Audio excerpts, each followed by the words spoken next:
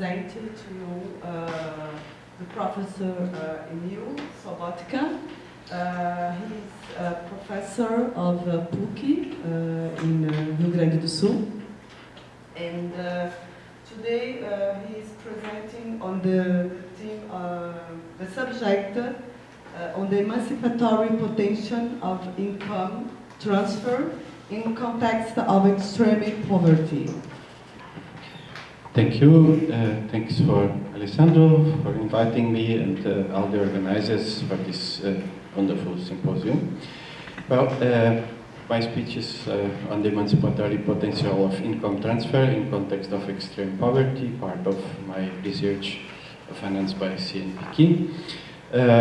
Brazil has been prodigal in creating legislation that broadens citizens' rights as well as the possibilities to participate in the definition of social control and of public policies. The expectation has always been that more social rights and more political participation would give citizens better conditions to define and carry out their own life projects with more autonomy. The Federal Constitution of 1988 expanded the possibilities of direct political participation and also included many new social rights. At least during the constitutional process, there was a sufficient acceptance of citizens as participants in both the definition of policies and in the enjoyment of social wealth. In the 1980s, this vision of a democratic and participatory society was a result of a mobilization and political pressure from a plurality of social movements and interest groups. Consequently, in the years following the adoption of the new constitution, affirmative policies, social inclusion programs for marginalized groups, direct income cash transfer policies, as well as spaces for broader political participation have been implemented. A common denominator of these programs was the aim of recognizing diversities, expanding rights, and reducing or overcoming contingencies that produce injustice. The participatory budgeting is probably not only the most well-known policy, but also very representative for the spirit of that time in Brazil. Mobilized citizens conquering more rights and more weight in social, economical, and political life. The model of a society with a reasonable social welfare, as proposed in the Constitution of 1988, was the provisional outcome from a dispute between different projects of society. A more inclusive and welfare-oriented one, on the one side, and a more market-oriented one based on traditional political relations on the other. Regardless of the efficiency of the positive impact of some of the above-mentioned policies of inclusive model, however, in the early 90s, the second model, with its pronounced neoliberal features, got enough support to change the balance of political power in its favor, and to empty several initiatives conceived to promote the participation and the empowerment of citizens. The trajectory of two policies proposed that were conceived in the spirit of the Constitution of 1988 may exemplify this struggle. The introduction of a basic income program and the institution of the national system of social participation. Both have been formalized as policy through specific laws, an important advance in social rights and in democratic political participation. But none could be implemented due to the resistance of traditional-oriented political forces. The basic income program describes a regular monetary transfer for every Brazilian citizen residing in the country and for foreigners who are living in Brazil for more than 5 years. The transfer is a universal right, regardless of socioeconomic condition. The value should be, I'm quoting, sufficient to cover the minimum expenses of each person with food, education, and health, end of quote, without income tax being levied on it. It was planned as a gradual implementation within the limit of the fiscal responsibility law. The idea behind this policy is the decommodification of the workforce, allowing every individual to decide autonomously and free from the pressure of necessity if and when he or she wants to work, and eventually establish a contractual relationship to sell his or her workforce. For Esping Anderson, this kind of freedom would be the ultimate goal of a successful social policy of a welfare state and, to some extent, the very indicator of the success of it. Robert van der Veen and Philip van Parijs, the authors who originally proposed this type of policy, saw in it the potential for a comprehensive social transformation to the extent that they considered it part of a peaceful transition from capitalism to communism. Unfortunately, the basic income program was never implemented, even if the corresponding law had never been revoked. The day after this law came into effect, the government published a new law instituting a policy of eradication of extreme poverty, which also provides the direct transfer income. It's called Bolsa Familia program.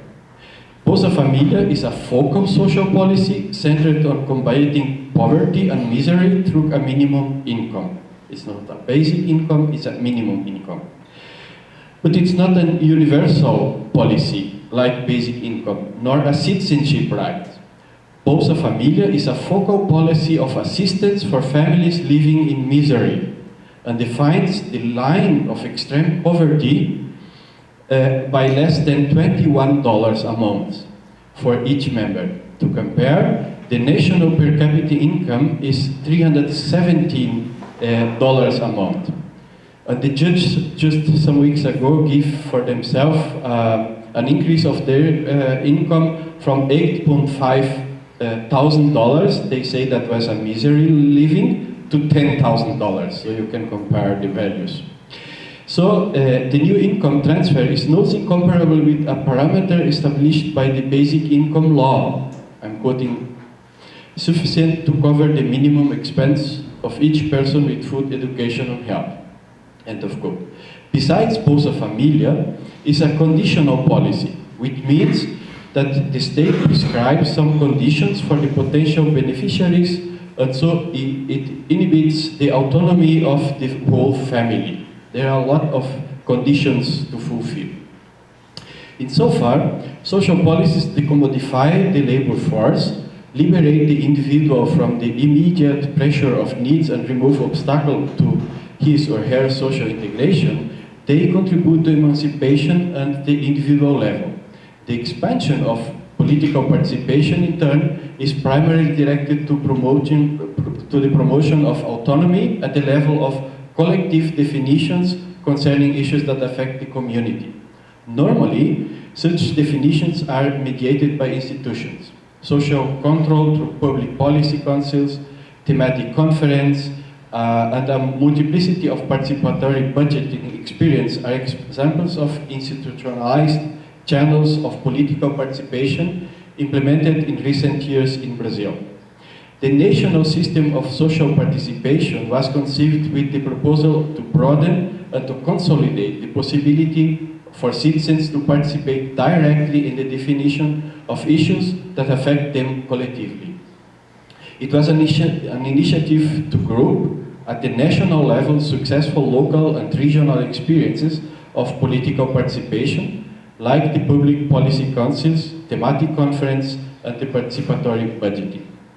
This proposal has included many elements of what Habermas calls radical or participatory democracy. Unfortunately, the national policy of social participation had the same destiny as the basic income program. Due to the resistance of traditional political forces, in this case mainly the political parties, it was never implemented. Traditional political parties in Brazil depend on the symbolic appropriation of public policies and the distribution of public services as if they were personal favors to increase their voter base. If citizens could themselves decide about public policies, or at least participate in this decision, and know more deeply the policy-making procedures, this myth of the public services as a personal gift from politicians would fall apart. Consequently, this program of expansion of political participation was also not implemented.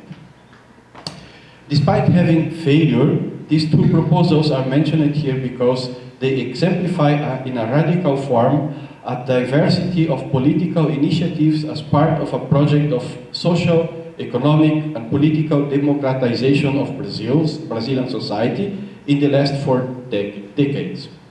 They were proposed with the aim of promoting emancipation and broadening the possibilities to exercise autonomy for individuals and or for social groups. By covering both the micro and the individualized level, as well as the macro and the institutionalized level, this complex set of policies and proposals becomes a field of interest for the discussion of social theory. I skipped in this paper a part of theoretical discussion in favor of empirical information I am giving in continuation.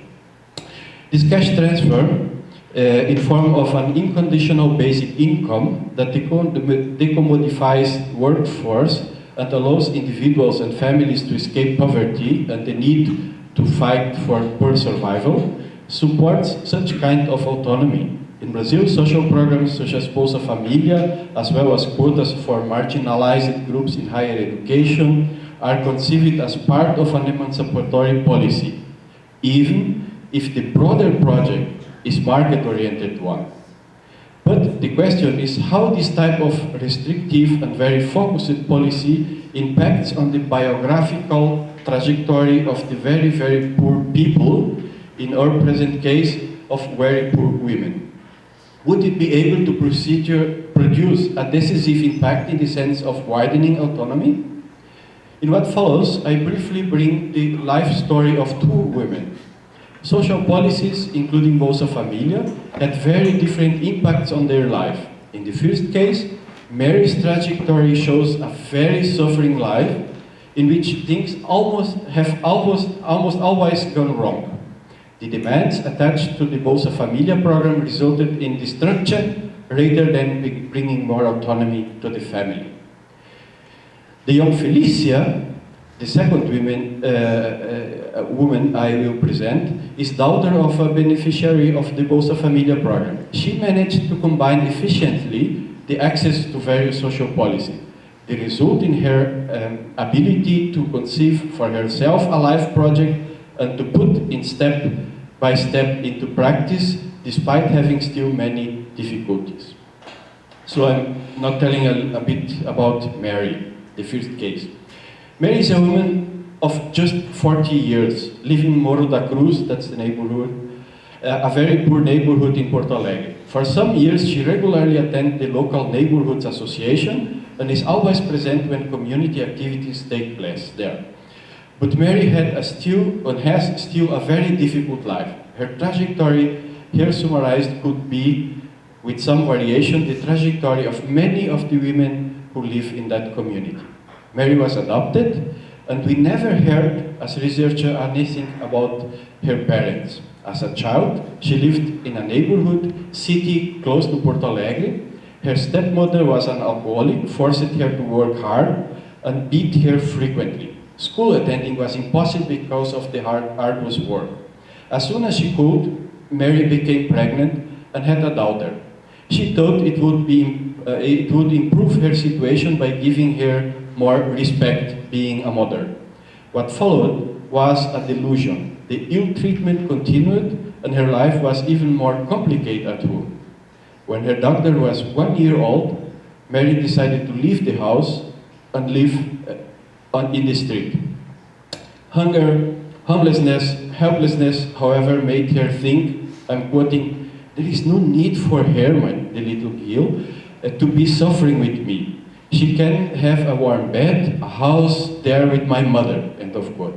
So, Mary went to visit her mother and left the child there, I'm quoting, for a weekend. but she never returned.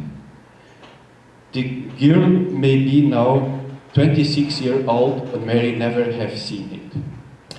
After at least 2 years living on the street, Mary became a garbage collector and went to live in an illegal village near to the airport.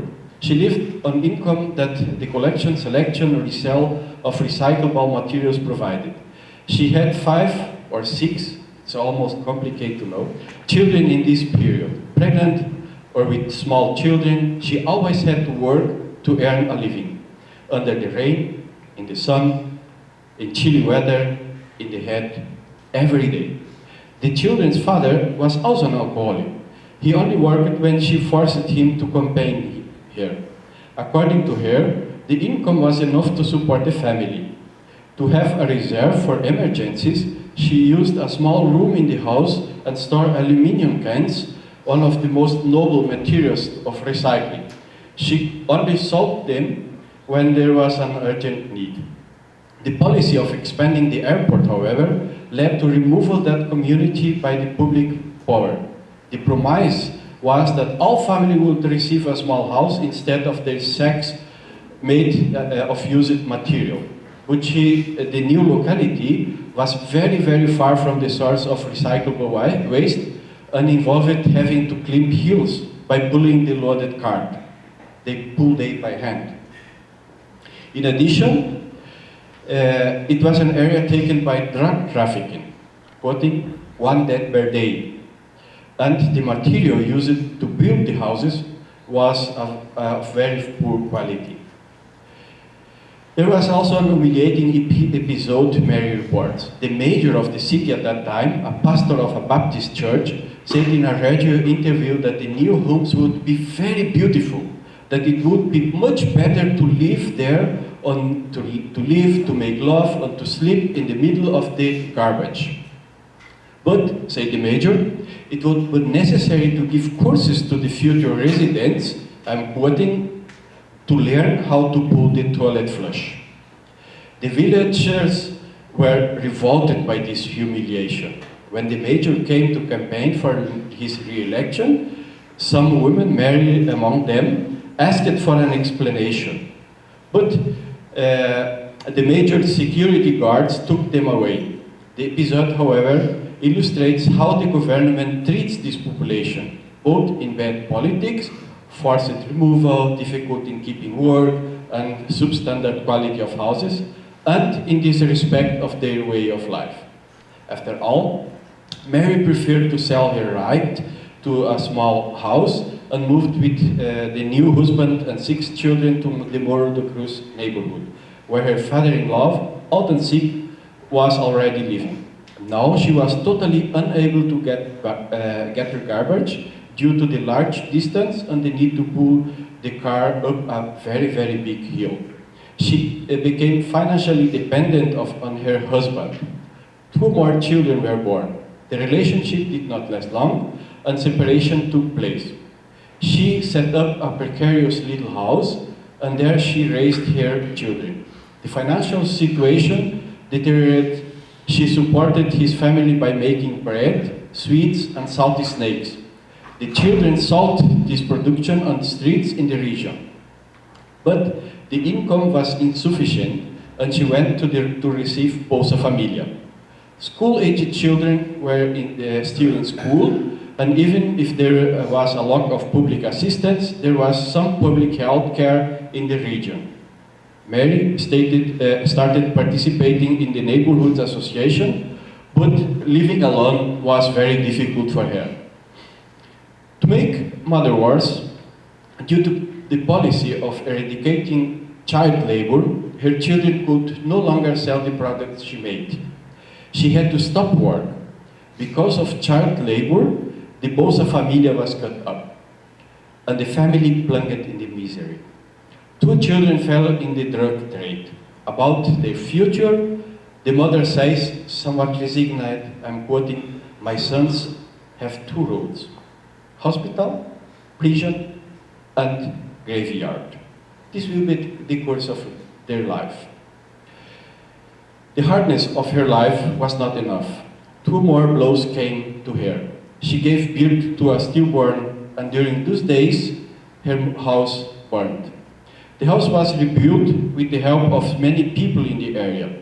Today, this house, even more precarious than the previous one, serves as shelter for people in need. Mary welcomes them until they can follow their own path. There are usually between 8 and 12 people living in the 26 square meters house. Poverty, violence, conflict continue to mark Mary's life. Her current hope is to be able to open a small business, a pub, to have a more regular livelihood. Mary is a strong woman. The trajectory of her life testifies to this. She almost never had access to her citizenship rights in the form of respect and social assistance. Personal relationships were also always precarious. Despite living in a community strongly marked and recognized by the high participation in the participatory budgeting, Mary never engaged in this political activity. But, at least in the years I know her, she had always been very supportive and participative in her community and in the neighborhood's association. Probably, her biography trajectory does not allow to include her among the people who are Brazilian citizens in the sense defined by Marshall. That means as full members of a community with equal rights and duties. She had very little of his status, and when she had a brief access to a policy of survival aid through the Bolsa Familia, the purism in the interpretation of laws for protect the children's right by the fight against child labor was reversed on the contrary. This interpretation took from her children the little public support they had to survive in the middle of their misery. Now the second case. Felicia is 18 years old. She was born in São Paulo as daughter from a Gaúcha mother and a Pernambucano father. Her father only went to school for 3 years. He moved to São Paulo when he was 19, where he met Felicia's mother. Currently, he is unemployed. Felicia's mother concluded the ground school. After being unemployed for many years, she currently works as a security guard. Felicia's family consists of her parents, a divorced elder sister, an elder brother, herself, and 2 younger siblings. Their house was destroyed by a storm and is currently being rebuilt. Because of that, the whole family lives in the older sister's house. Only the toilet of the new house is being used. In São Paulo, Felicia went to a full-time school, 8 hours a day, up to the 5th year. Upon moving to Porto Alegre, she entered a part-time school in the Morro da Cruz community. At the beginning, she had difficulties with some different habits, while also being bored due to the repetition of already known content. That means the school in São Paulo was better than the school in Morro da Cruz. Nevertheless, with the kind support of some teachers, Felicia soon managed to adapt herself in the new school. However, upon entering high school in another neighborhood, she and her colleagues had a bad surprise. There were a lot of content taken as known by the new teachers that she never heard about in her school. The worst case seems to be the grammar program. She is learning it for the first time this year at the end of high school, learning the basic grammar in the end of the high school. She asked herself, how many interesting things could I be learning if I had not to recover the lost content from primary school? Of course, she was not always so concerned with school. 2 years ago, she had to repeat 1 year. She and some colleagues of her too often stayed at home or went to elsewhere instead of going to school. Thus, at the end of the year, they had an excess of absences. But now Felicia changed and is dreaming on her future. She is making an extra effort preparing herself for the university's admission examination. Her hope is to get a scholarship and to study administration. A colleague was already successful in doing so, so by seeing his example, she is confident also to get it. During some years, Felicia's mother received Bolsa Familia. As a consequence, all of them, of the family, had to go to school. During this time, the children also took part in social projects in the Social Assistance Center, with a series of leisure activities as well as introductory courses. Her elder sister and brother were involved, but they decided to abandon the school and the project. The younger brothers are still in school and in the social project. Felicia herself stayed in the project from when she was 11 until the 18th birthday. It was 6 months ago.